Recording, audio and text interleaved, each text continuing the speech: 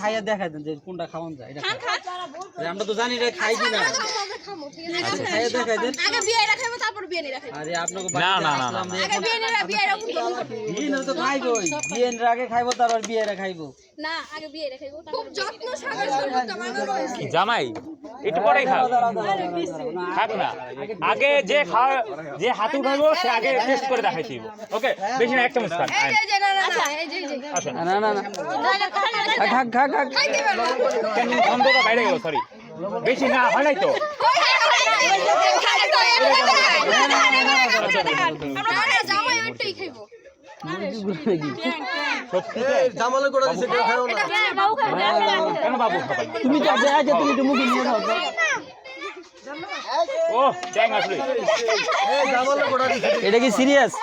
এটা তারো ওইটা খাওয়াই দাও।